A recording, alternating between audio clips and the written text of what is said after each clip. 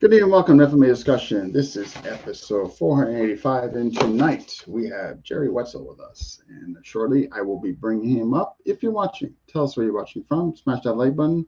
And if you have questions, please put them on the right-hand side, and I'll be sure to get to them. And without further ado, here we go.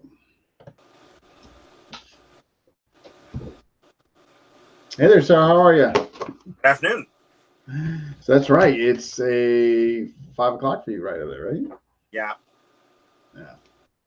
Got a kids jiu-jitsu class going on right outside here. And kids Muay Thai will be coming in soon, so I apologize. So they're coaching themselves. You just once in a while you look over. Exactly. I just listen for crashes. Other than that, sort of look a at self-guided experience. That's funny. Yeah, yes. Okay, guys, tell me what you learned today. So yesterday was so great test run. So for the folks, before we kind of get into the nitty gritty, so just for folks, your overall martial arts background before we get into the FMA and knife and all that. Okay. So I started off as a JKD guy. I think that was the first official training I started doing. Mainly, I was trying to figure out, what street fighting was all about. This would have been in my, peak time period for that, late teens, early 20s. Mm-hmm. And I had some friends who were training that were actually in a band that I was in. I had joined them as a bass player. And I'm like, okay, cool. You guys are training. So after practice, we'll go outside and knock around a bit. And then when the UFC came, I found out about that.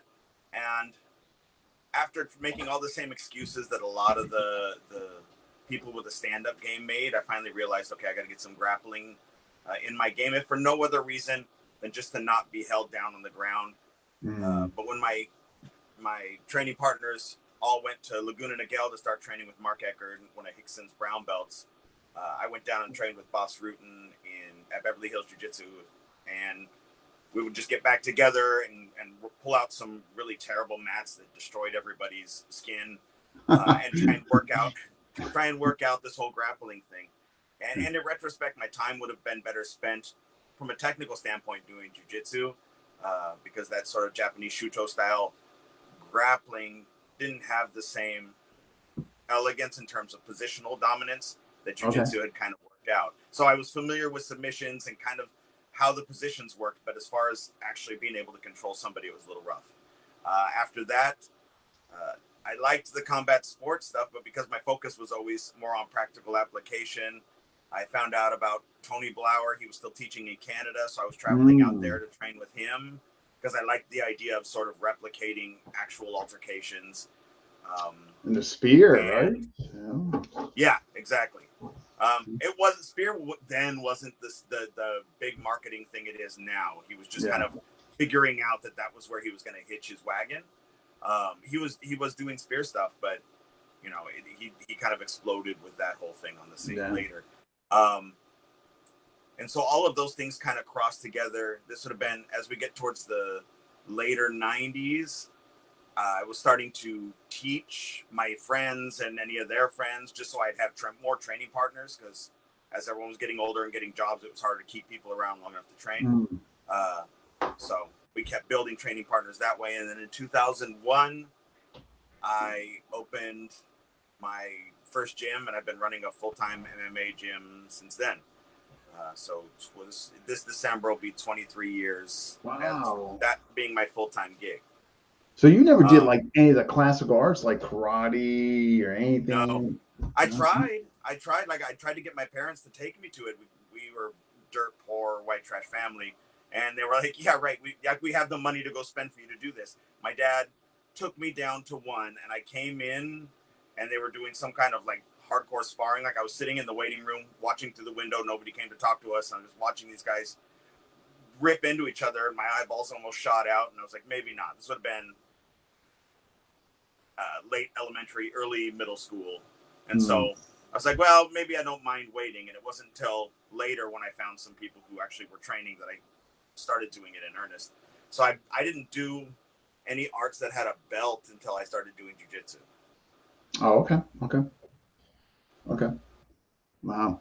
So but I mean, so you were kind of sounds pretty unique. Like you saw UFC, you know, you wanted to do something, you got inspired by that, you knew you need some grappling, and before you know it, you're opening up an MMA school. Okay, wow. Yeah, I mean, like I said, it was sort of a ready, fire, aim approach to opening a business. I had no business opening a business, and there, but by the grace of God and a long-suffering wife, do I still do this because I made every mistake you could imagine in terms of Yeah. coaching and how to work with people. Um, I used to think that in the early days, if you weren't sparring hard every class, then you were doing a disservice to your students. And Mm. then, the people who were into it, they stuck around, and I see a lot of them still train with me today. But there were a lot of people who could have benefited from functional training. I think that I drove away because I knew Oh, with better and that I was aiming. hard. I got you. Yeah. Yeah. So as I matured, I realized, oh, maybe that was not the best approach Yeah. for them, unfortunately.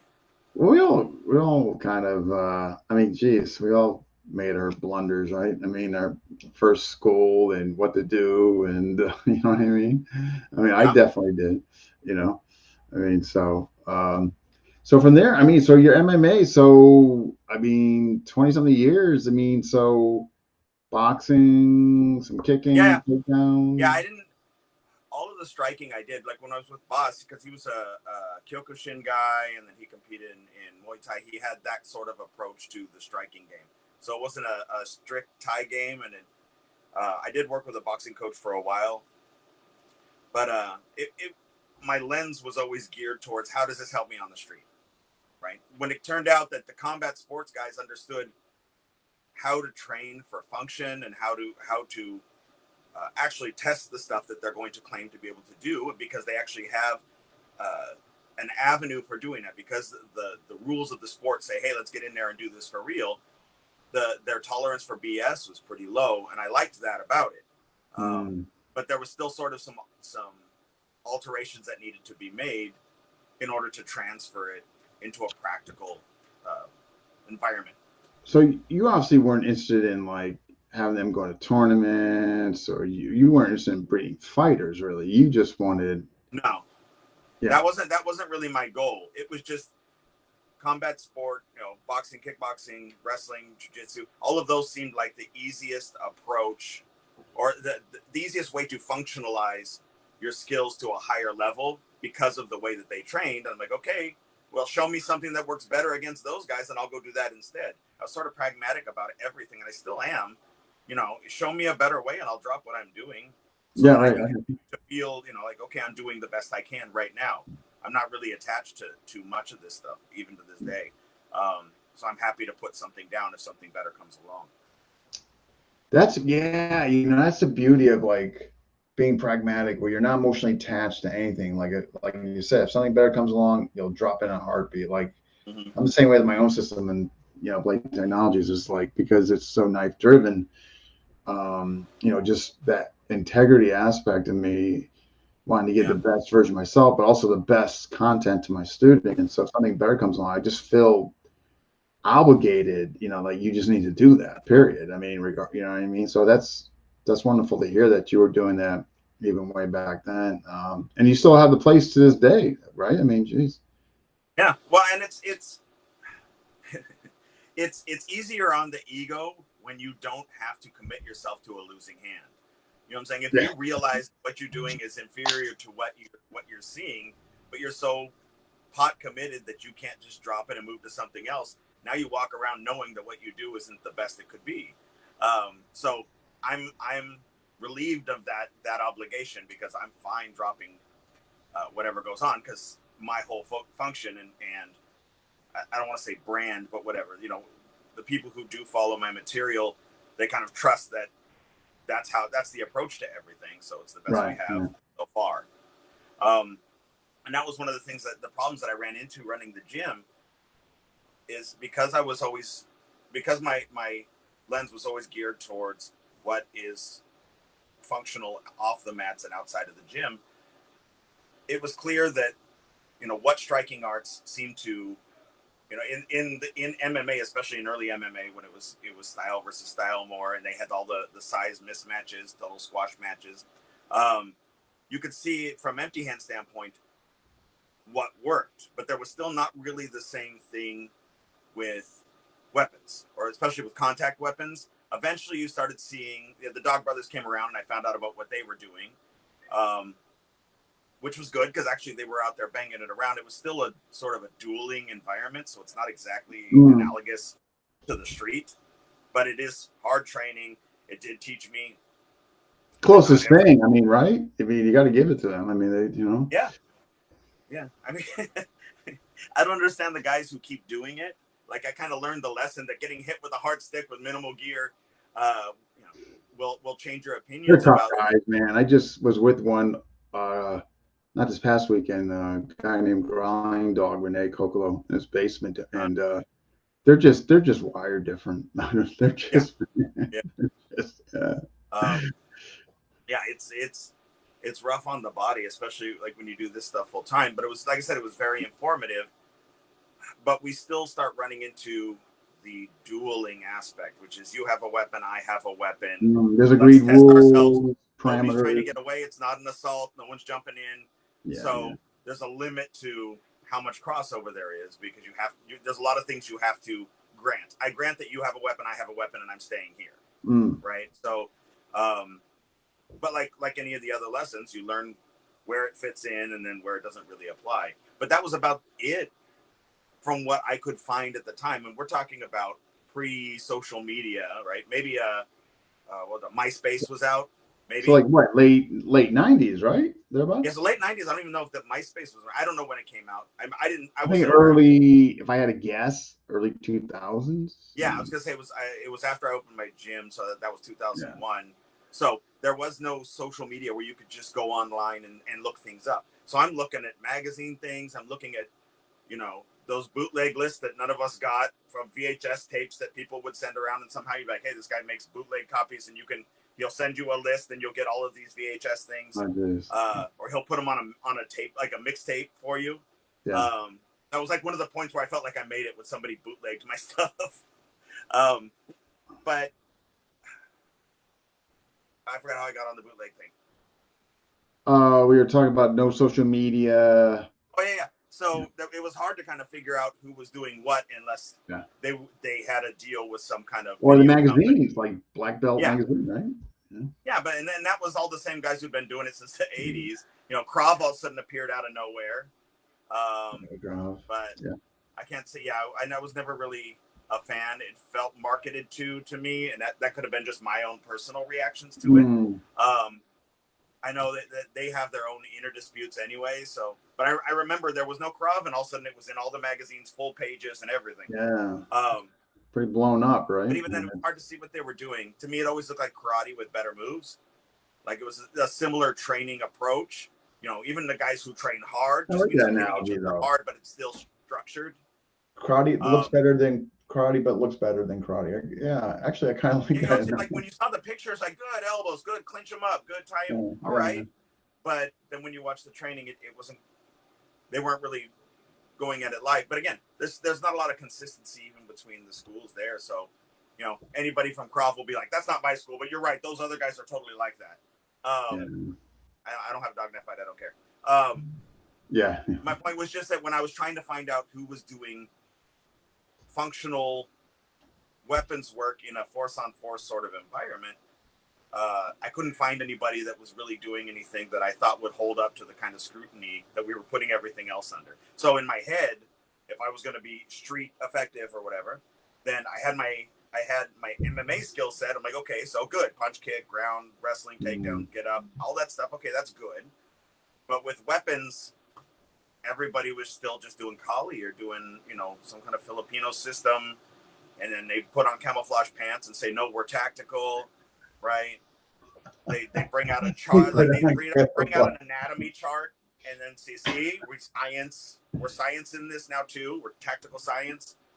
And that was about all I could find. And so that sounds so familiar, like my journey around the same time as you, early 2000s, with a couple systems.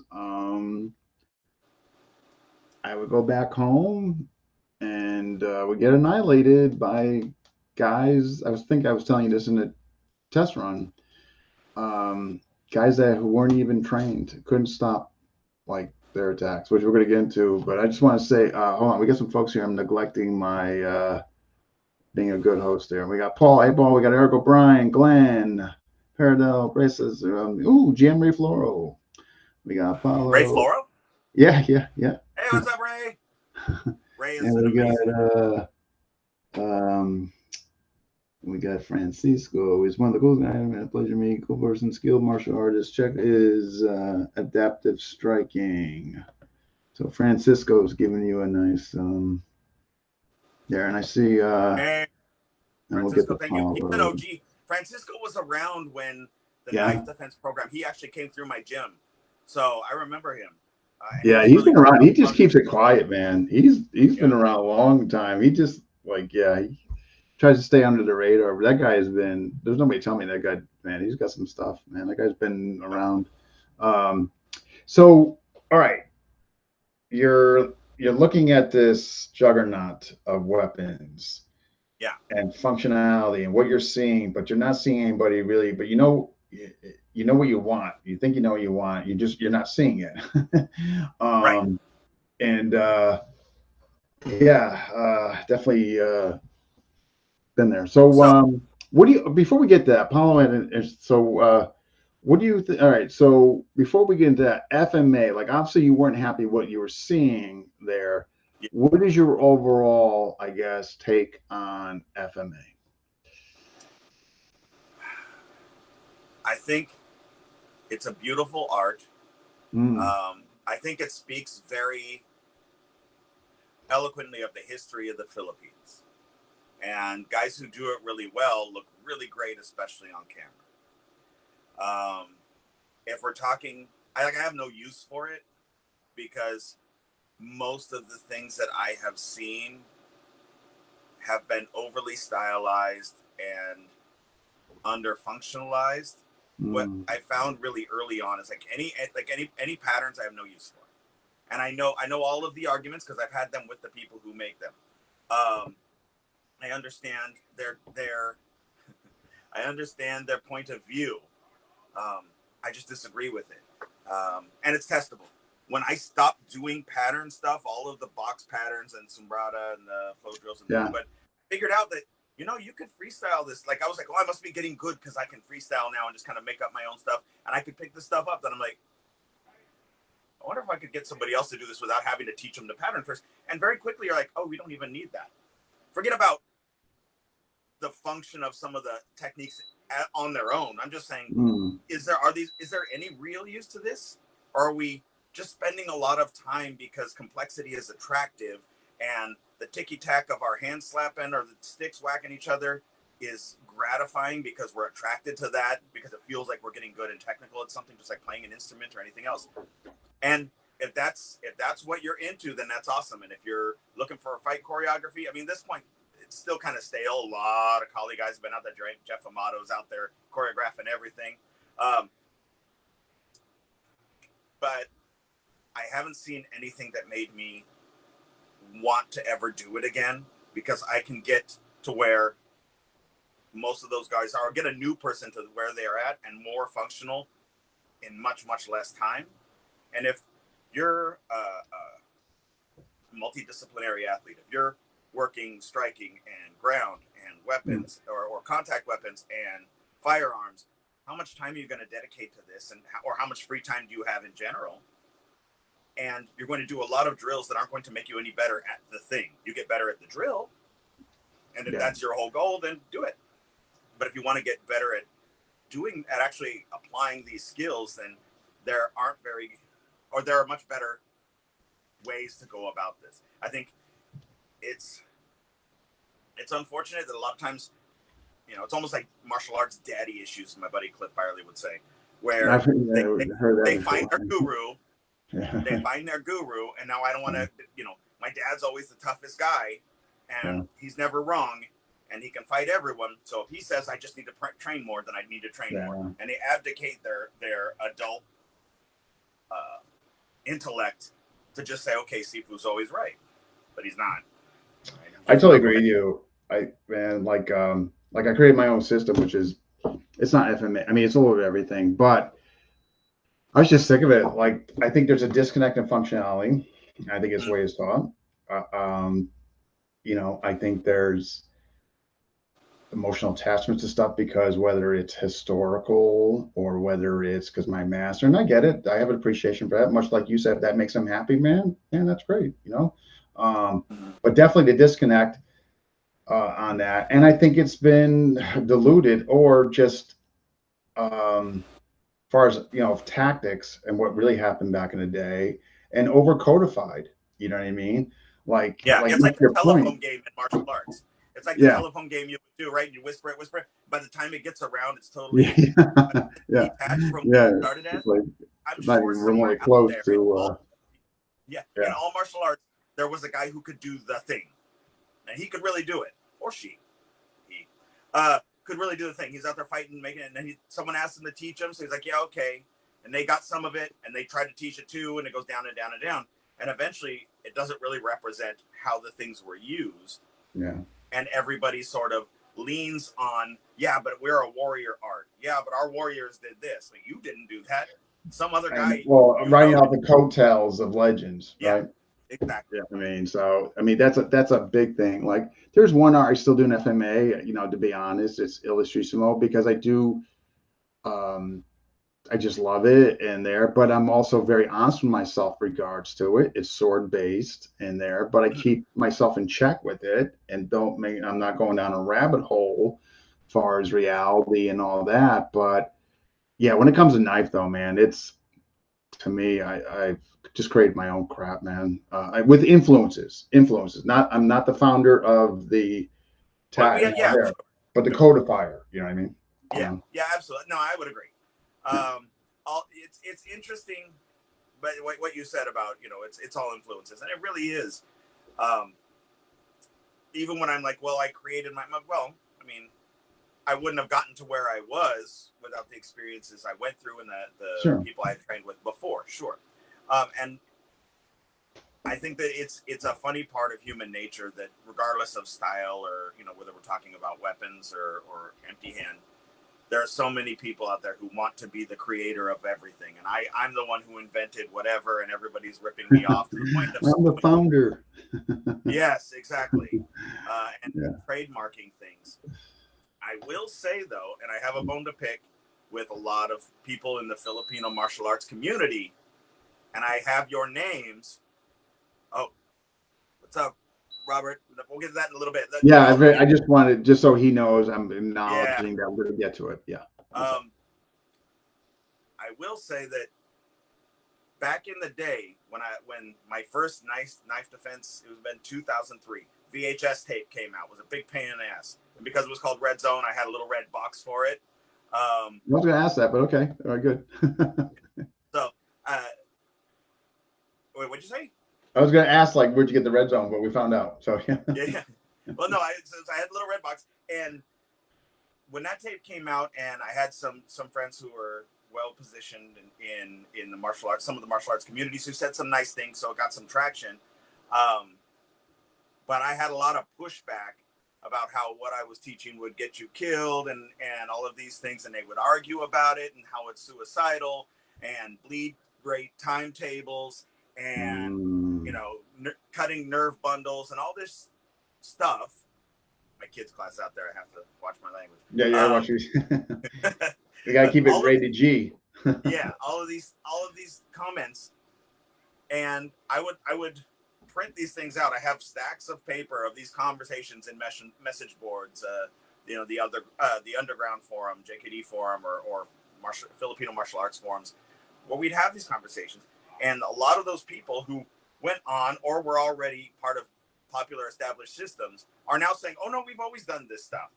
But the way Barry does it is not any different than how we always did it. And I'm like, dude, I got the receipts. Here's you telling me I'm going to get myself killed doing what I'm doing. So when you get people saying that they invented, I'm not saying I invented anything, but I'm saying some of you guys are just straight up biting things and pretending like it's how you always did. Oh, like it was always been in their system. It's a bunch of crap because Yeah. when I started doing 2-on-1 in the late 90s, I was freaking like, what are you doing? How come you're not doing tapping? That's not going to work. What do you mean? Like, why would you put your two hands in there? I mean, like everything. I mean, so, and then all of a sudden we're seeing this shift in community and some FMA systems adopting it. But much to your point, like, oh, well, that's always been in our curriculum. It's a bunch of bull. I mean, we saw that with Brazilian Jiu-Jitsu. Yeah.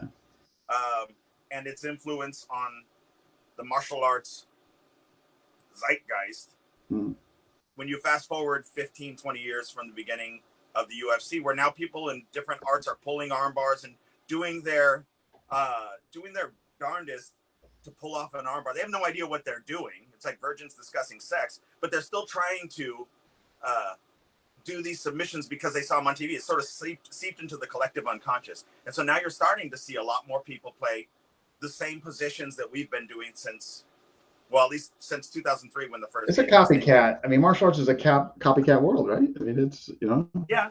I mean, and it's cool. I can't even say it's flattering because that would be arrogant to say that they got it from me. People say that, hey, well, Dean, it's the best compliment and all that. And I'm like, okay, well, maybe, but. Yeah. Yeah.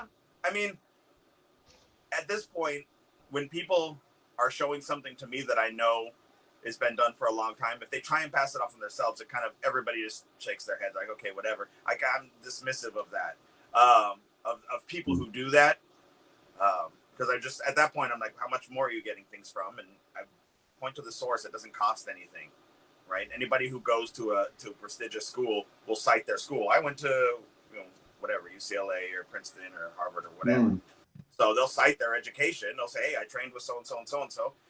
To this day, I tell people all the time, if in my seminars, when we're working on something, if it's not working, whatever I'm showing is not working for you, it's not rude for you to say, I'm not feeling it. I don't want this, or I don't think this is working. In fact, Wilhelm Stevens, he and his brother came to my seminar, one of my knife defense seminars in like 2004. And they were, how as brothers do, they were smashing each other all over the place. Yeah. And I'm just like, oh, these friggin' guys, just put them in a corner. I wasn't really paying attention. So they came over and go, hey, we're having trouble with this thing. Can you try it and see if you can pull this off and maybe we can feel it? So I'm like, okay. So I tie up and dump them on their face. And they're like, okay, cool. I didn't think anything of it at the time. And then Wilhelm ended up signing up for my gym a couple weeks later. And about a year later, it's like, remember that time when me and my brother first came to your seminar? He's like, we were going to clown you in front of everybody because we thought you were full of it. So don't be that guy. But thank God it worked out for me. But yeah, but respectfully, here's what I tell my students, and like, hey, if you ever go to another seminar and something you're not feeling, like you said, or something not working, just do it respectfully. Like take the instructor aside or afterwards. I mean, there's a way to do it, right? I mean, yeah, no, yeah. But my point is, I'm fine with it because what we do works. It's like, asking a boxer to prove to you that a jab works. They're like, okay, hands up. All right, yeah, I don't have a problem with it. It seems like obvious to me, but and because of that, if there's only a few things that can happen, it'll work, and then you go, okay, got it. And I'd like you to challenge things because you're not going to use it. It's no use to you if you leave thinking, oh, that would never work. It's kind of cowardly to not say something at that point when you're there. Everyone will do it to be PC, but they're like, oh, that guy was teaching a bunch of BS. I'm like, call me on it. You know what I'm saying? Let's have a dialogue about this. That's why I demonstrate live, and when I do seminars and all that, man, I want the folks to see it because I want them to see the validity and when I'm teaching the integrity in which I'm going to. Yeah, so I think that's just healthy. Like, yeah, challenge me. I mean, like, question me, man. Validate. It's your journey. Yeah, absolutely, right? Yeah, and if it works, when I do it, if it turns out it does work, then okay, now you'll believe in it. It may save your life, or it won't work, and maybe we can find a solution, right? Or maybe you'll find something that you're doing that's better. And then from now on, that's how I do it. And I will cite you. It just happened. It hadn't happened in a long time. And then when I was in Alabama, Chris Mize showed a different way to dump somebody from the back when you have control. And I was like, oh, that's much easier and much faster for me to teach beginners. And they're not going to sit and blow each other's knees out. So that's how we're doing it. So in this podcast, I just shouted out Chris Mize for adapting how I do that takedown. That just happened earlier this year. It's such a better community if more folks did that. You know what I mean? Like, just give prompts, and just if you got something from somebody and they made your curriculum better or a method better or technique better, like, that's so healthy to do. Like, just acknowledge the person. You know what I mean? You know. For sure. Yeah. So when did it? Okay. So you're looking for. So when did you start? Like, my intro to 2-on-1 was, I was basically just failing. I had a knee injury. I couldn't move, and boom, that just came out organically because I couldn't freaking move. My mobility. What was your light bulb moment to, like, man, hey, this FMA stuff's not working? Like, what was it for you? Yeah. It's sort of like realizing that I'm not speaking from experience, but like a relationship or your marriage is failing. You kind of had an idea going into it. Most people aren't truly blindsided. They were just turning a blind eye to it, but they saw it coming. So I was already having an issue with a lot of things falling short, like you were saying, and people with no skill being able to do way better than they should be able to against a trained martial arts instructor, blah, blah, blah. I'm like, this doesn't work as well as it's supposed to, or as well as I teach it. And it's, everyone told me, and then now I'm teaching, and it's not. So that was already frustrating me, and I was having an issue. And when I started teaching it and finding that there were faster ways, if I could just abandon a lot of the flowy stuff and get into a more of a creative process. So that was already under the surface. My little brother, who I mentioned before, who he and his punk rock friends would sit on the side and get drink and then do challenge matches with me while I was practicing. Eventually started training with me, and he got really good.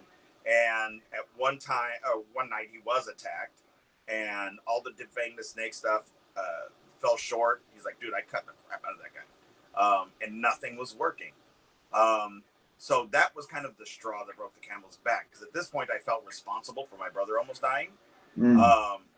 Because I believed 100% in this stuff, and I know what he can do, and he's telling me about it. And I'm like, all right, I got to start rethinking things. So I started I just threw everything out and go, okay, everything I don't believe anything I was taught before. Now it's going to have to be proved to me. So every claim I was making at the time, I was now going to test myself.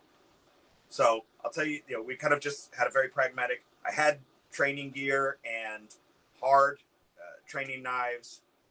And I bet at the time there weren't a lot of them. Like Sharky was making those hard plastic ones, but they were the like Sharkies, yeah, but they were durable. And I was using wooden dowels and wooden ones from INI Sports, but they would chip and splinter, and it was jacking people up. So the plastic thing was the way to go. But it hurt when somebody came at swinging at you. Yeah, those Sharpies, man. Yeah. So, so we started just going, okay, here's what we're gonna do. 5 minutes on the clock. One person in the middle. He's got a body protector on and a mouthpiece. Try and stay off of their face so you don't gouge their eyes out accidentally. But I don't want to put on headgear because everyone just starts swinging at the head and it becomes a boxing match. So we'll put in the headgear later. But 5 minutes on around, however many people are in class that day, which wasn't that many because I was at that time, it was lots of heavy sparring, and it's not for everybody. And we would just go. Everyone had a blade, and you just go one at a time, one at a time, one at a time. And you started realizing there were only so many sustainable things you could do. So getting a hold of it, kind of like what you were saying, was paramount. It wasn't really refined in terms of how we picked it up from the outside. Yeah, that wasn't in the beginning either. Like, yeah, exactly. And as Ray Floro, I always credit him for kind of pointing it out to me. It happened in my gym, but I just figured, it's one of those things. But reaching out to catch like this against guys who were swinging like a haymaker or like a heavy body shot were jacking up people's thumbs because they were getting bent back when they were trying to get control. So things evolved from there. But as far as getting both hands onto it, that was the first most instinctive. I always tell people when they try in martial arts, we used to call it baseball bat, and everybody held it like this. And then I would be correcting them, telling them, no, grip it this way, and realized it's my fault for calling it baseball bat. But when they would start getting their grip like that, it's sort of, I always tell people, imagine that you have a kid with poop on a stick that's trying to touch you with it, right? Everyone understands really quickly. Stay away. Now get hands on it and just anchor that thing and weigh it down so it's not free swinging, right? And it's fairly intuitive once you get your hands on it. I do a couple breakdowns on the Red Zone YouTube channel where we kind of take a knife fight, and we see people who aren't trained trying to protect themselves as a fairly common. It's popped up on a lot of things. Attack in a jewelry store and somewhere in the Middle East, and you watch the shop owner trying to fend off a knife attack, and he's eating shots right and left, and then getting a hold of the guy, smashing him around, and then losing him again, and then getting a hold of him, smashing him around, losing him again. So it's pretty intuitive to hold on and try and keep it away from you. However, a lot of times the problem is when people go, oh yeah, it's just holding onto the knife. I don't have to credit that. Everybody would hold onto the knife. I would agree. The issue comes after that once you have it, because now you're like the dog who caught the fire truck, right? You're in there and you're holding this thing, but how do you resolve this without taking more damage, right? And so that's kind of the process we use, which is just forget everything we were taught, and that's 100% aggression. Yeah, Regis engineer, you guys surrender. I mean, just take the cup and just dump it. So there's like it has to be an emptying up here, surrendering, if you will. 100%. You know, yeah. My next light bulb was, okay, I got this. The other hand is hitting me and it's switching. And then, okay, I'm getting the other hand's not, you know what I mean? Like there were light bulbs that went off kind of consecutively with me. Not all one time, mind you. Hardly. Yeah. You know? Yeah, no, very similar process, because once you stop the thing from free swinging, that's good. But if I don't do anything from there, I don't have a path from there, eventually their other hand gets involved. That's why I don't like a lot of the live hand techniques and tactics that are shown. Maybe for dueling. You know, there are, grab and stab and pin and stab, sure. Those are, but that's not quite the same way it's done, where guys are finger jabbing and backhanding and things like that. Because the way that people actually assault people is much different than that. And it's much less hesitant, because you're a person who actually decided to kill somebody. Yeah, like you come in with that intent. Yeah. We got Benjamin here saying hi. Hey, Ben. Thank you for setting this up, sir. So what ended up happening is it sort of became apparent fairly quickly that instead of that dueling approach that I talked about with my Dog Brothers experience, I actually never trained with Dog Brothers. I don't mean that. I mean doing the fencing mask thing. I think my fencing mask is in this room somewhere. It's got a big dent in it from an angle one.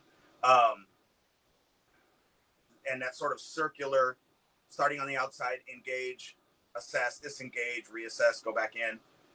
When we're looking at assaults, it's very linear, right? There's something that happens, or something that touches it off.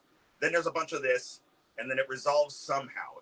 If it goes out and comes back in, it goes out and comes back in. We're talking about a duel, not an assault anymore, because I'm choosing to stay there. We disengaged and I went back in. And that's not what I train to or teach. The Red Zone Knife Defense program specifically, but all of the programs I teach are geared towards dealing with assault situation, not so much dueling. And in that, it's linear. So once I get my hands on that blade, if the person is committed to try and stab me, first thing is keep stabbing or give me my knife back so I can continue stabbing, right? It's not going to be empty hand, takedown, whatever. It's going to be crash and then back at it. Wow. So once I get this, I have to work my way up the chain, like you were saying.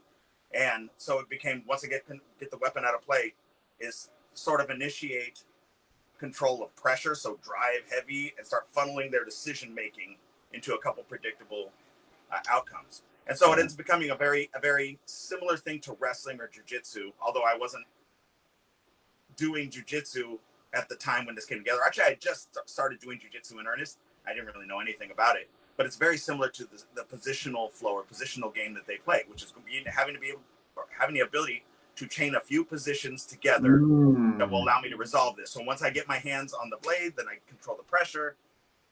Whatever their responses to that will lead me to dumping them so I can get the weapon out of play. I'm not going to try and resolve this on my feet because that's a really risky proposal against guys who are under the influence of God knows what, if they're slippery with what God knows what, or if they're just big and strong. Trying to win that against a heavier person who can drive me onto my heels is dangerous. So everything I do revolves around putting the situation or putting them on the ground so that I'm in a situation where I can scale how much force I need to use. And that sums up both my empty hand curriculum and the knife defense curriculum. Once I dump them, then I can get the weapon out of play, or I can go to my tools and they can't stop me. Or I can stomp and disengage and run. But at least, like you said, though, you're on top. You have a control. You have a controlling mechanism of the diminishment. I mean, like, you know what I mean? Pending the, you know, are they in your house with your family, or are they out in a parking lot? You know, the police are coming, right? I mean, so that's the hardest thing when I have collie guys in my thing is they want to kill people so bad. So everything revolves around disarm and then slash, cut, slash. I know, but man, that's good luck with that in court. You know, you can't resist. I think it's a lot of it to do with the flow. I got to be honest with you, because I came from a couple heavy oriented flow pattern systems, and it was like, you know, I mean, you know, abdominal aorta, you know, middle thyroid, I mean, so on and so forth. So if you train that a lot, well, guess what's going to come out of you? You know what I mean? But here's the thing. Yes, or at least that's what's going into you, right? That's what's in your head. But a lot of it is out of shape dudes playing fantasy with and wiggling their knives around, you know. Disenfranchised, want to be part of something, a cult, or you know. They're kind of harmless. Like it's a lot of putting on airs of I'm a lethal weapon, and this makes me feel like I train the lethal weapons I see. Yeah, but I'm like, the fact that you think that you're going to be able to target these things against somebody who's just going crazy on you, that's a whole nother. You have no concept of it. You haven't trained this, like we talked about before in the test. So one of the things, like when people like, this is what we teach, I'm like, that's because you haven't tested it, because you'd see real quickly why that won't hold up if you just put the gear on and bang a little bit. And so a lot of times when you're teaching some of these super lethal things, to me it immediately screams, oh, we don't train very live. Or we probably very hard and we think cooperative, pattern oriented, give and take, you know what I mean? And they consider hard training meaning we're hitting each other hard. Thank you, tactical cosplay. Yes, I would say LARPing, but same thing. Yeah. But yeah, it's heavy contact. You know, so it has the smell of real resistance, but it's still predictable patterns and cooperative. So no, it's kind of a plague, if you will. I think for me, like, to not become a hater and not just trash people for having misunderstandings, my goal is always to go, okay, I hear what you're saying. Check this out. I bet you we can get this functional quicker. Let's try this, right? And you're welcome to try and do this, do these techniques live with me, and we can try this out. Or I can show you something else to see if that works quicker, and I'll give you an alternative as opposed to just saying your stuff sucks, which unfortunately in a lot of the martial arts communities, that's where it all ends. You suck. No, you suck. No, your Sifu sucks. Yeah, I know, right? I know. Unfortunately, it's where they could potentially problem solve together. What they do opposite. So I guess this would be a good question. You kind of already kind of explained it, but so what is your teaching process, from Robert? It's a broad question, Robert. I'm sorry. I did say I would come back to it. I'm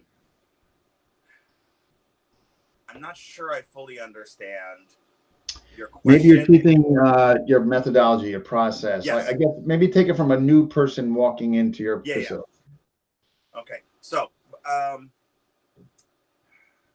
if I get somebody who, assuming they have trained nothing, right? Or maybe they've only trained with cooperative opponents, the first thing they have to get used to is dealing with live pressure and being able to kind of feel that push-pull once you go hands-on with somebody. Because what happens is everybody's rooted in their feet and they're kind of nervous, so they grab on, and all of their mind, all of their processes goes to their hands. So they grab on. That's why this seems so awesome, right? All the knife tapping stuff, because I don't have to move much and I can just do all this wiggle hand stuff. Yeah. But once you have to deal with somebody who just tries to steamroll you, it becomes a different story. So once we start, when I coach, we always start worst case scenario, which is you turned a corner, you're being stabbed, go, right? So we'll talk about, we start with get to this control and control pressure right away.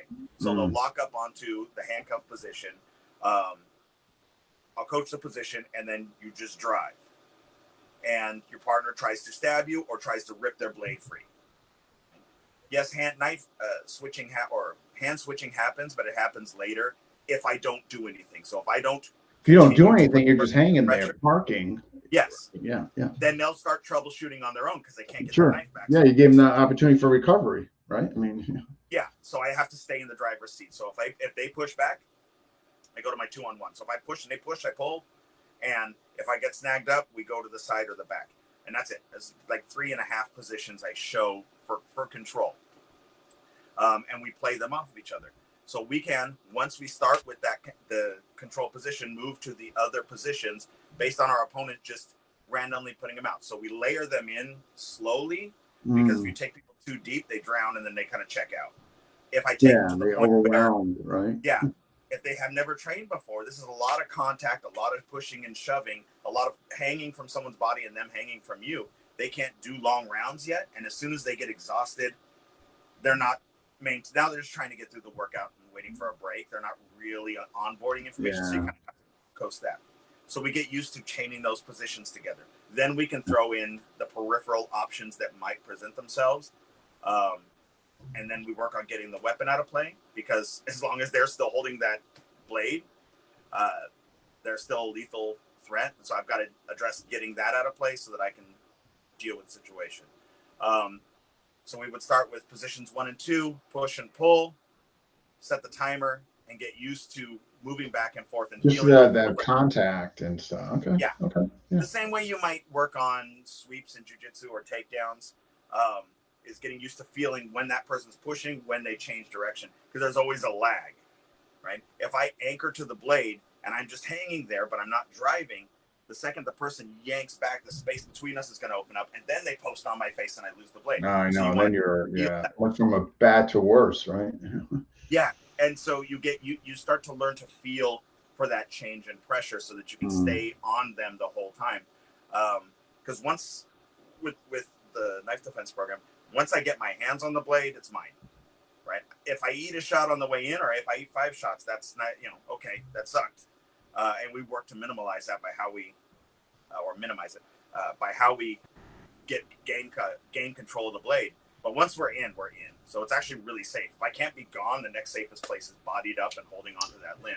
Yeah, right. You're either in or out, right? If you can't egress, right? I mean, and how much of the Filipino martial arts or I don't keep saying Filipino martial arts, knife systems in general, because all of your Israeli systems kind of have the same idea. There's all mid-range stuff. It's all that weird contrived thing that doesn't really happen in fights. It happens in duels, right? That's the big claim for people from knife systems, because a lot of people go, yeah, knife duels don't happen. And then they pull up something from Southeast Asia and they go, see, I'm like, okay, that's 2 guys fighting over a chick or fighting over an insult. That's not the same thing as bum rushed and assaulted. One of those guys could leave.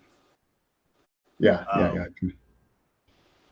Wow, I dig it though. I mean, like, as far as principles wise, like, I'm in total agreement. Like to me, you have to have clinch, man. Like, you have to have some experience in clinch, or you get experience in the clinch. You know what I mean? That's one thing I found out. Like, just that stand up kind of grappling, clinching, used to, like you were saying, contact and pressure, holding pressure for somebody pressuring you back. I mean, yeah. So everything you're saying, man, I dig it. Yeah. Your opponent doesn't really care about your range preference, so.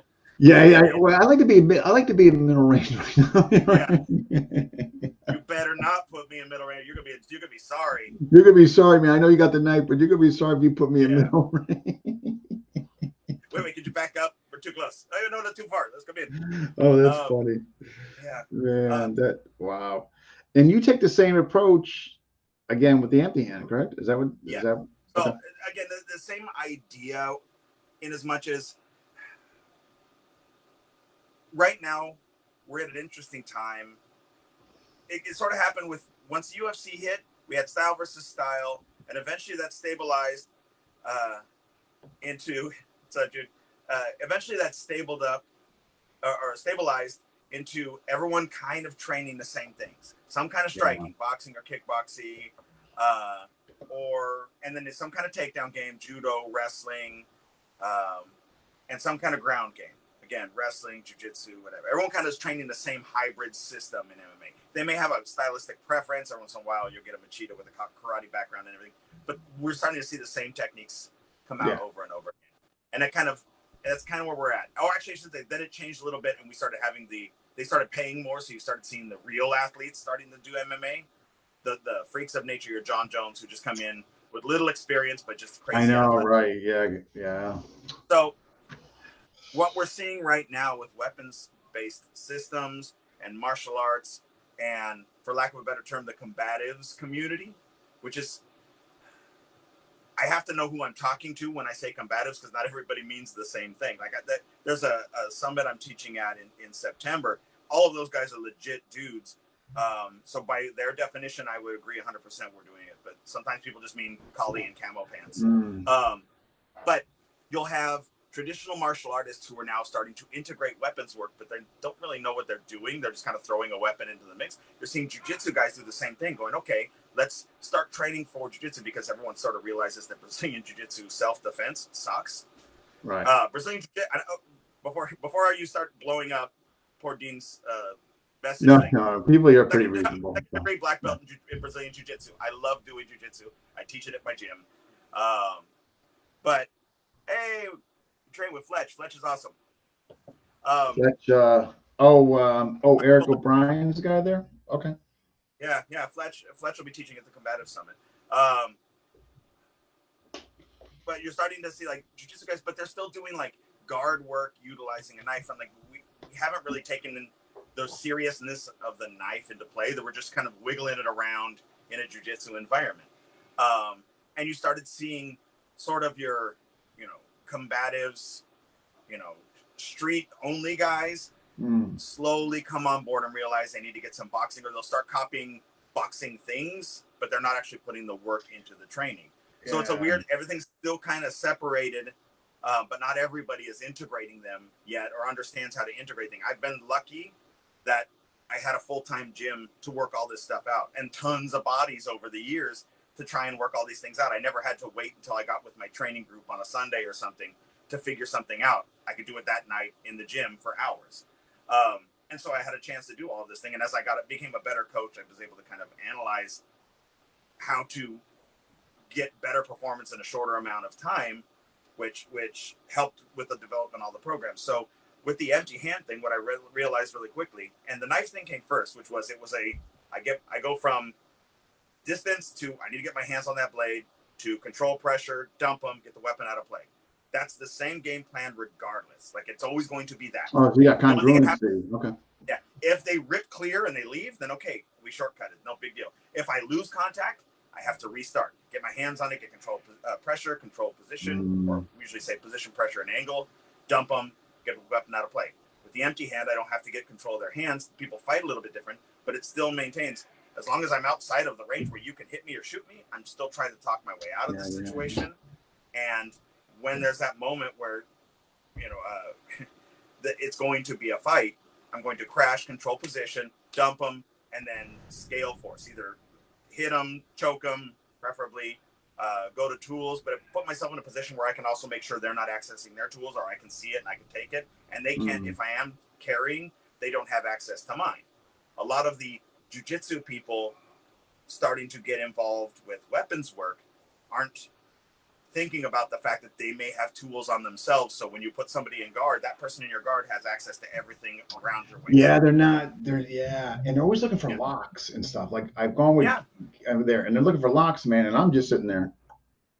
Yeah. Like I said, it's the weird in between. Like, they have the skill set to tie people up and do serious damage, but the weapon can change things if I'm not in control of it. And on the inverse, if you're the one on the bottom, it's good to know that I don't want to hang out down here. I still have to, even in because in my company, in Red Zone Threat Management, we have the knife defense program, which just kind of came first because it was the first thing I felt like, all right, I don't see anybody else doing this. I have my own outline, not my own move necessarily, but my own outline for this, my own recipe for solving this problem. That one came first. And then the prime, I had a nice technical self-defense or knife defense program and then MMA for the empty hand. And so I'm like, well, why not just why is there this disconnect where my empty hand approach is all circular MMA approach, but my knife defense approach is streamlined. So then I started chopping things down and streamlining that approach. So there was the same, so they mirrored each other. So now they dovetail into each other very nicely. But even in the ground fighting overview, the two positions, the most dominant positions of Brazilian Jiu-Jitsu, mount and back control, I don't show as viable controls. They're good for one-on-one, but when you start integrating weapons and the threat of multiples and things like that, there are better positions you can use. And I don't have a dog in the fight to try and justify everything in Brazilian Jiu-Jitsu as the way. So I don't have a problem just being like, no. Right? I've been not. Well, you just defined it though. One-on-one. I mean, one-on-one, those things are probably the best. And that's how it was all tested. Yeah. Right. That's why it's so good, is because in one-on-one dudes fighting each other, that stuff worked really well. And it got refined under a lot of pressure. So awesome. But then I've had guys from, big name combative jiu-jitsu people groups who have come to do the knife defense. Like, hey, can I try? They did their instructor course. Like, hey, can I try this in here? Because the training environment we have is cool. So they just wanted to see if it would work. And it all gets blown through really fast because it's still not being trained with the seriousness it should. No, I mean, I do. I have admiration that at least they're looking at it. You know what I mean? At least they're looking at it. But what I've seen, and I'm not claiming to see as much you have, but what I have seen in the limited capacity, some of it's scary. You know what I mean? Yeah. Well, I mean, the Brazilian Jiu-Jitsu community specifically, when it comes to, like, I guess the easiest way, what I tell people all the time is, I think Brazilian Jiu-Jitsu is a vital element of self-defense. Knowing how to get up off the bottom when someone's trying to hold you down, knowing how to control people, knowing how to deal with the pressure, not panic, all that stuff, good. The stuff that they put under their self-defense curriculum, a lot of times it's just throwback Japanese Jiu-Jitsu, and it's sort of trained the same way that, that karate is trained, or a lot of one and two move-based things. That's not tested the same way everything else. No, I don't even put it in the same category. Yeah, I think it's these guys had such notoriety, and like, oh, we'll come out with this, and they'll do well because you know what I mean. And I think in the beginning they probably did do pretty well. You know what I mean? Until the audience that bought it, the consumer looked at other stuff and was like, wait a minute. You know what I mean? I mean, for a long time, people got away with, this is too deadly to train, right? Every martial art, everyone makes fun of it. It's a trope now in movies, right? I can show you, but it's too lethal. But when it came to a lot of the weapons work, how could you really train that stuff? But nowadays there are so many cool training blades and body protectors. You can go 100%. Yeah. You can't No, there's enough out there where you can really emulate and do, some solid stuff. I'm just catching up here. I've only met 2 belts that have said go to the ground with a knife and you'll end up dead. Yeah, I disagree with them anyway, because I put everybody on the ground. Yeah. So, including those black belts if they wanted to. Like, you have to. Like, how else are you going to get that knife out of play? Like, you need positional dominance. You need to control the person. You're not stripping that knife out standing up. BJ guy, I gotta be honest with you, and I'm not saying I've met a ton. I don't want this game misconstrued, but the BJ guys I've rolled with and all that, they were some of the easiest to kill because they were so focused on submission. They weren't monitoring my hands. It's a total blind spot. Yeah. 100%. 100%. They don't, and when they do train it, there's no process there. There's an assumption that I would just do this. Right. Yeah. And by now that anytime somebody, when you're talking about a self-defense situation, says, I would just, you're like, okay, never mind. I'd totally just kick him in the groin. I'll just do this to you. Yeah. Meanwhile, when you're just doing that to me, what will I be doing? You know what I mean? Yeah. So unfortunately, like I said, it's starting to come around. They're starting to try and play with it. Which I think is great. Yeah. Yeah. It would go a lot smoother if they would train with people who've been doing it for 20 plus years, at least. I mean, training that specific topic. Or that topic. Yeah, right. Yeah. I agree with you. This is so neat. If he's got a knife and you don't, you're dead. If, I'm sorry. There's too many people who survive knife assaults with no training to say that that's an absolute. And it doesn't do anything to make my students safer to say he's got to ingrain in them, if that person's got a knife, you're dead, run. Okay, what about the obese person, or the person with their kids, or the person trapped in their home, or the person trapped in a car? Yeah, like you got loved ones with you. Imagine that. You can't run. Yeah. That drives me nuts. Well, just run. I mean, really? Yeah. But again, it shows me that you haven't put the work in to see, because it's a very specific problem, and it only requires a very, it sounds like Liam Neeson, a very particular set of skills. It's like learning CPR. And I think you asked me before about Filipino martial arts in general, and I would say that's the thing, is to me, dealing with a knife, empty hand versus a knife, is a very specific problem, and there's only very specific parameters where I'm even going to go hands-on. The second you back up and start doing your cool stuff, I'm back to negotiating and trying to find an exit and trying to put the obstacle. Absolutely getting the hell out of there. Yeah, I don't feel obligated to move towards you until the point where you're on me. Like as soon as you drive, then we're driving and we're engaged. But until then, I don't have to go hands-on. So it doesn't. It's not learning when I teach the program. It's a compressed approach as opposed to teaching a system or a style, which you could just draw out for days and hit all the eventualities or whatever. Because there's only so many things that work. There's only so many credible attacks. It's not a lengthy program. It's, I mean, like, well, depending on how many attacks you're addressing, but when I look at my program versus MDA, it's not a vast program. Yeah. It's not. I mean, it's so principle based. And like you said, there's only so many things you're going to be doing that logistically makes sense. You know what I mean? For survival, you know. I try and keep the focus on what'll work for most people, against most people in most situations, right? If you're smaller, it's going to be harder, right? Yeah, but I think that's what we're honest though. I'm going to show the people, if I can figure out something that's best case for you, for the small person, it's going to work even better for the big person. Well, there you go. You know? But I think that's where we're just honest, like integrity to ourselves, honesty to our students. Like, hey, I mean, like I know for a fact you're not telling, well, this will work 100%. I mean, you know, we give the best. And I think that's what we can do. You know what I mean? You know, I think that it's really hard, especially if your name is on your system, to refer out and say, you know who you should train with? This guy's really good at that. Everybody wants to be the guy, and I'm the guy for all of it. And there's this sort of myth of how did my buddy Drew? He's like, I think cross context competence.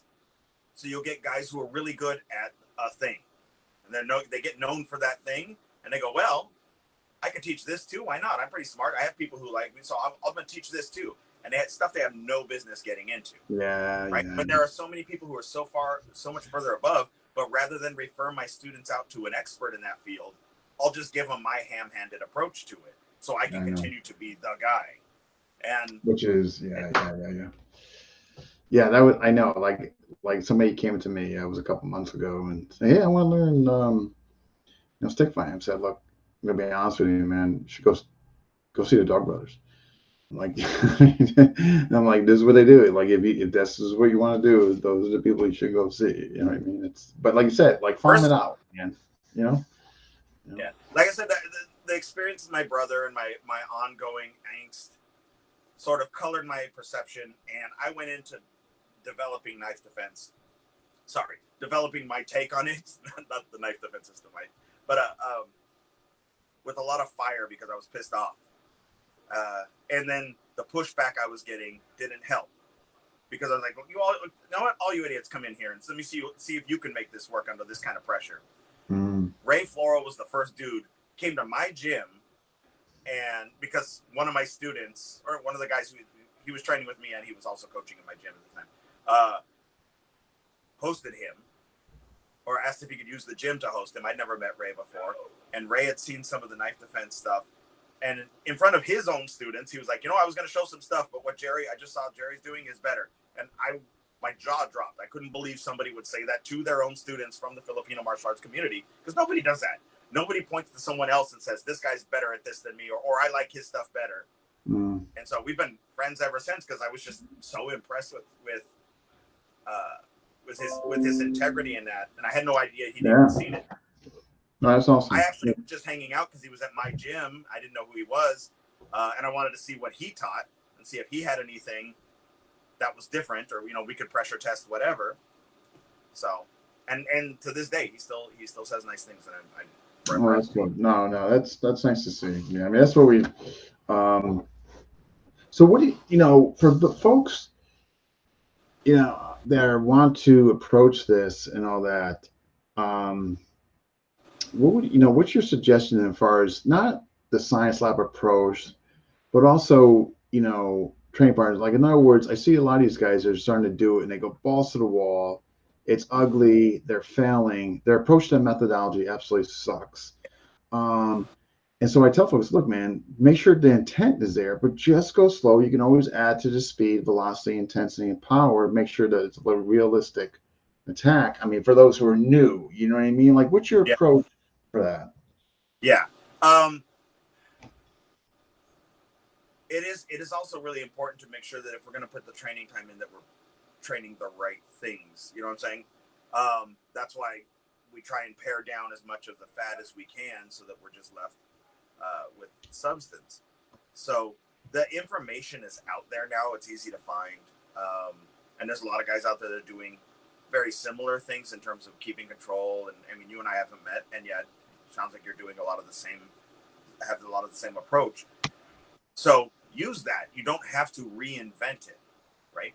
But then as far as your test and how you're going to pressure test this thing, if you're honest about the problem and you're willing to put in some work, it doesn't have to be balls out intensity.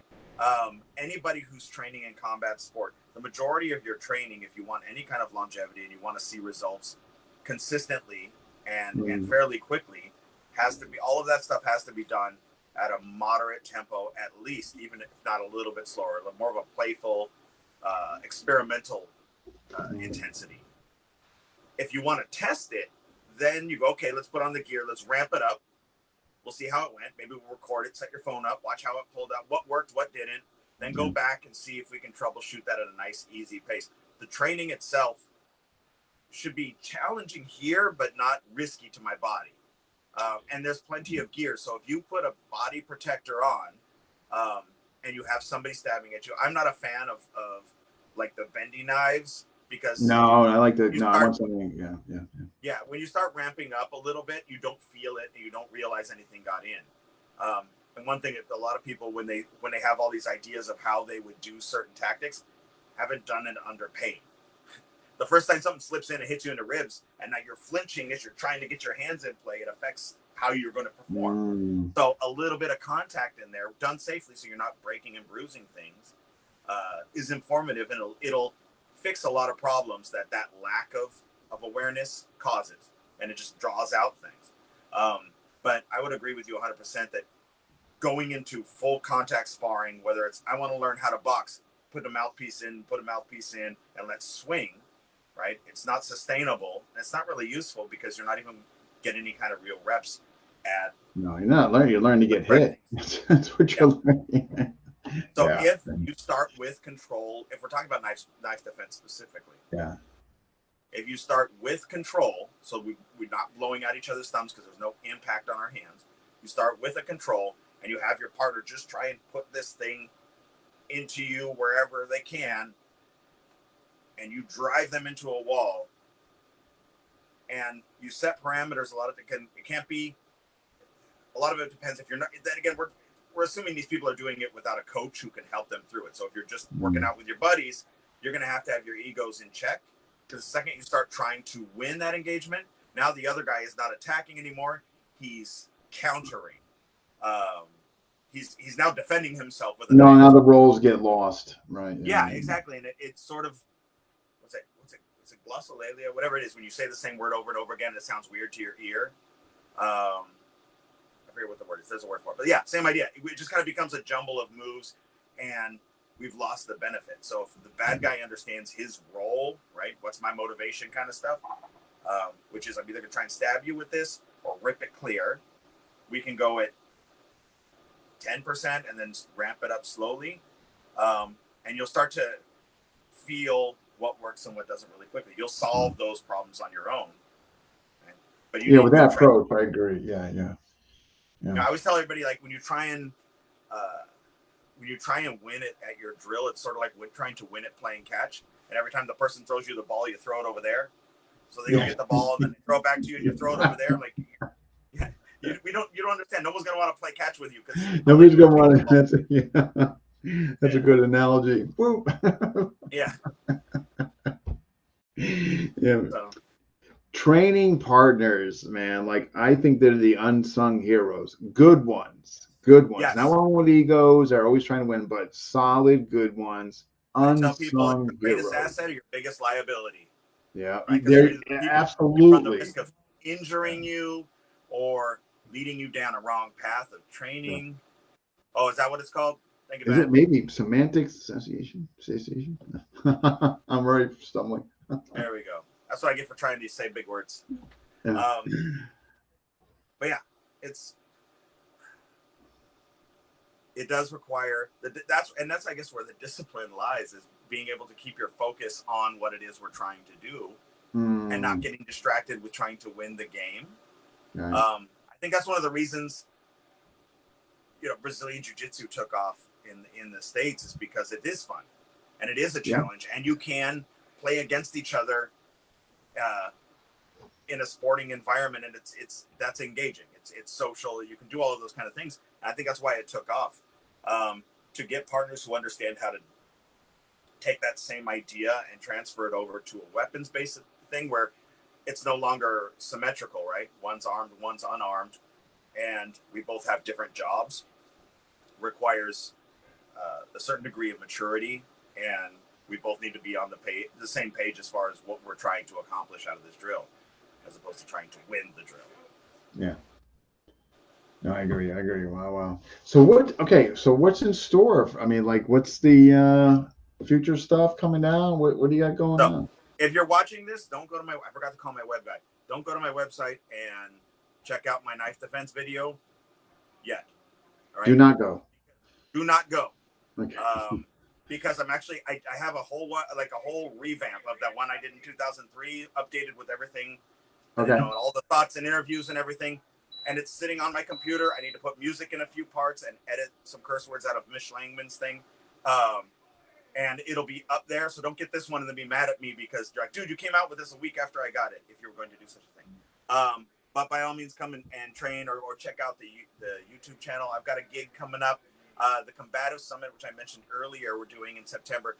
That's a group of guys that, in my opinion, really get it. A lot of them are super operatory guys, out of my specialty by far. But we have very similar takes in terms of integrating weapons and a functional approach to things. Some really high-level shooters are there, okay. But yeah, all of the guys in there, though, Craig Douglas, Cecil Birch, Ben Albin from RBC Combatives, who makes an amazing helmet for training all of this kind of stuff. Probably the best one on the market. Who else is there? John Valentine, of course, who kind of was the mastermind to put this whole thing together. Cole Miller, he's been in UFC. I'm sure everybody here knows who Kelly McCann is. He's teaching at this thing. Kelly McCann, yeah. So it's a really excellent. Oh, Cliff Byerly, who I mentioned earlier, who's fantastic dude, great shooter, and really honorable dude. But anyway, we're all teaching at this thing. It's in Mississippi. We did the first one in Florida last year. Mississippi, whereabouts? Mississippi. A lot of fun. What's that? Where in Mississippi? Oh, I don't know. I've never been. I don't remember where it's going to be. I don't think it might be Biloxi, but I'm not 100% sure. It's on the Combative Summit website. So I'm looking forward to going out and do that. The very next weekend, I'll be out in Thailand teaching. Hope to be able to teach in Singapore on that same trip. I've never been to Singapore before. And then off to Australia to teach at my buddy Mitch's gym, and some other gigs potentially in Sydney and Melbourne, but we'll see how those go. Nice. All right. Okay. So you got stuff going on. Any new programs you're working on or anything? New programs? No, I'll be at the Combative Summit. I'm actually doing the adaptive striking program, which didn't really come up in here, which is taking the same idea. If our game plan for an empty hand encounter is crash, control position, pressure, and an angle, tie them up, and then scale force as needed. Striking, where striking fits in is a little bit different because I'm not going to stand in front of somebody and exchange, because as long as we're that's right, Dan. Get out of heckler. Thank you, Ben. I'll message you after this. The striking, because it doesn't really fit in the same way. Because the problem is, especially when you're working in an environment where there can be weapons, if you and I square up and punches are exchanged and space opens up, you may decide you don't want to have anything to do with empty hand with me, but I've opened up space for you to draw now and to bring weapons into play. Now I have to deal with that. If I'm, so I'm always trying to crash and dump the person before they have time to access. And in our drills, we do that, where the second the fight touches off, the person can draw, and you've got to dump them as fast as you can. If things don't work out, I screw up, they do something amazing, they frame on my head, it just doesn't work out. I'm not able to put them on the ground. I need to have some options to get their hands off of me so I can get back into my game plan. And the adaptive striking deals with that. So it's basically shorthand. I say it's striking for grapplers and grappling for strikers. So hit when they want to hold and hold when they want to hit. We deal with a lot of like cloth handles and sort of systematized hockey fighting. And how to use their clothes to move them. How to deal with somebody who ties up and just latches onto your clothing.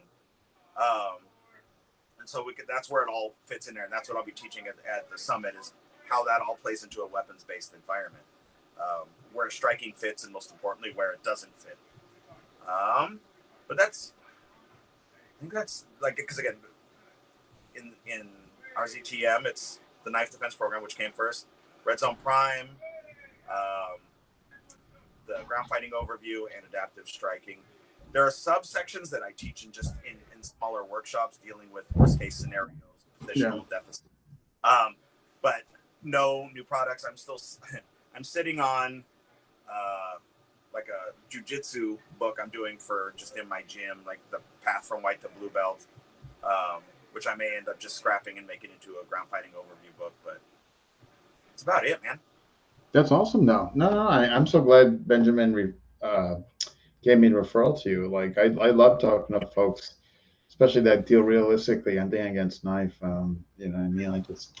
So it's always enjoyable to meet like-minded people, you know what I mean? They're teaching it and doing it, with integrity and honesty.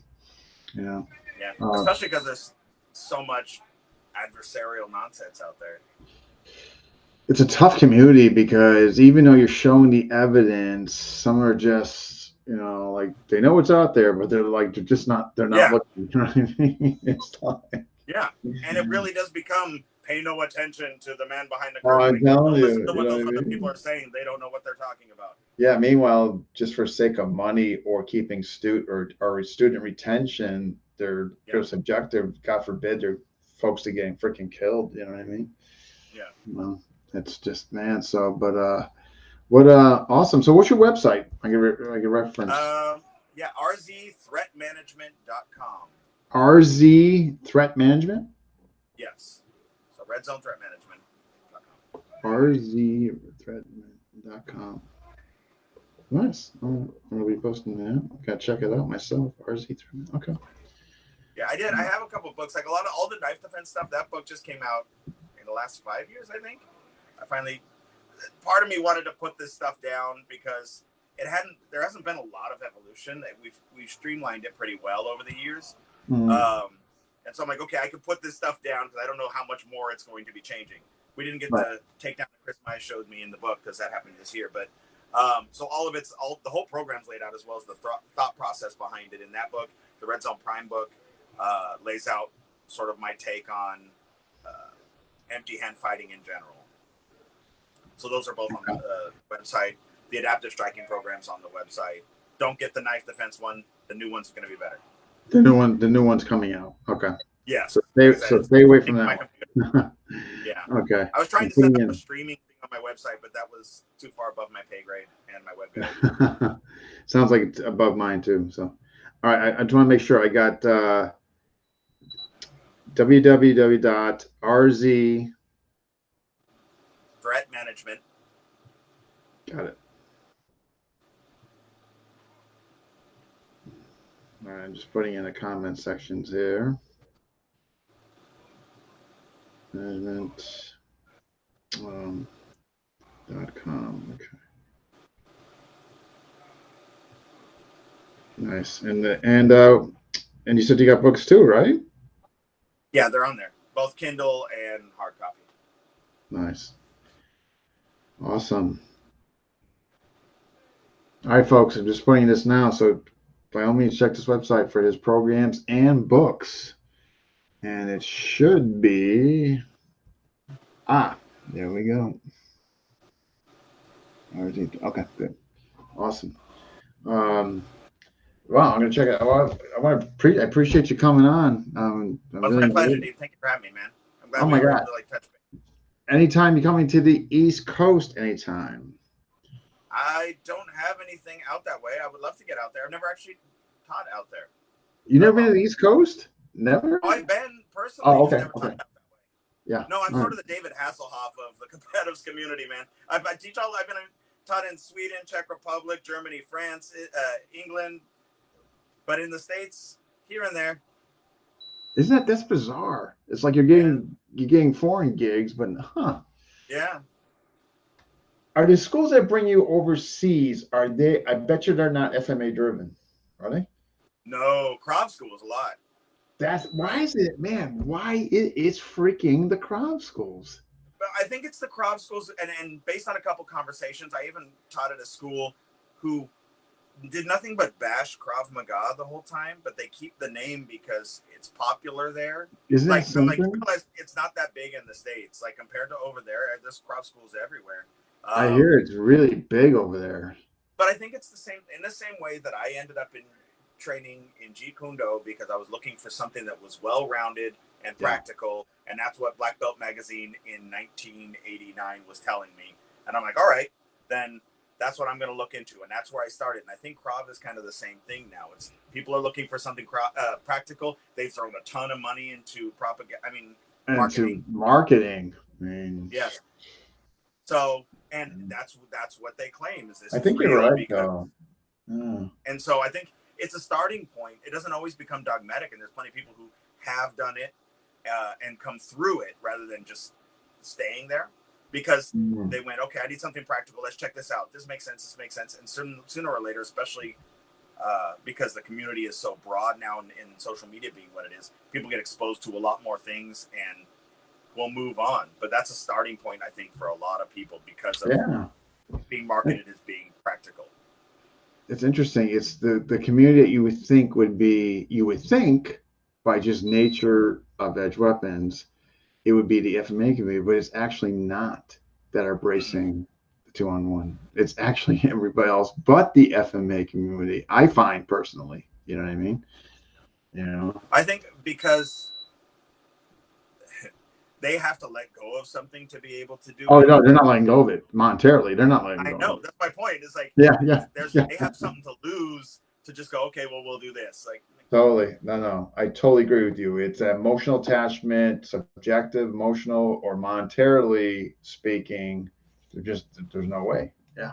But flip side, talking about that combative summit, a lot of those instructors I mentioned came through Filipino martial arts, have experienced instructorship. Yes, because they were all looking for what is the peak, what is they thought they would find it there, of course, and didn't. Okay. Yeah.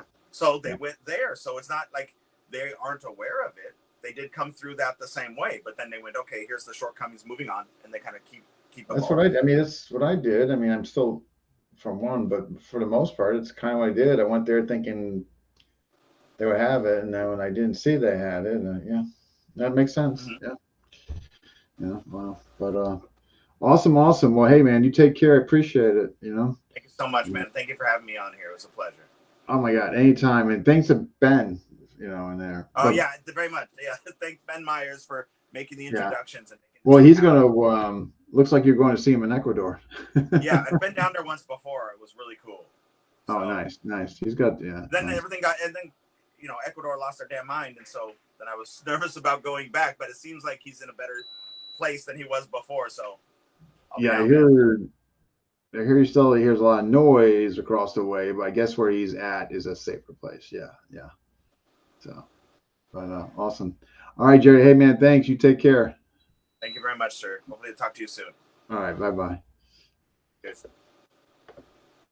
All right, folks, that wraps up 485. And what we got here from Eric? That's why I love Blake. Yes, we're always evolving, right? Something better comes along, we toss it, right? We seek truth, right? Exactly, Eric. All right. All right, folks, thanks for watching and all that. Who is next? Who is next? Ooh, the week of the 8th, Brian Zielinski and crew, roundtable, Marnice. The week of the 15th, Chuck Giangreco is coming on. So some different people and a few others. Maya Solderum, I think we're getting her back on with her book and all that. So look for that. All right, folks. But as always, I'll be posting that in the discussion. All right, thank you.